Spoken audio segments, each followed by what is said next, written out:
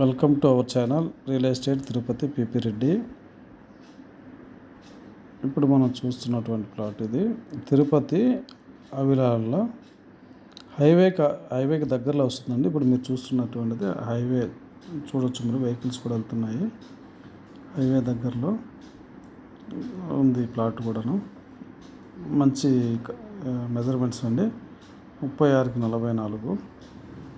మీరు చూడొచ్చు, దగ్గరలో కూడా అపార్ట్మెంట్స్ కూడా పెద్ద అపార్ట్మెంట్స్ కూడా కట్టున్నారు.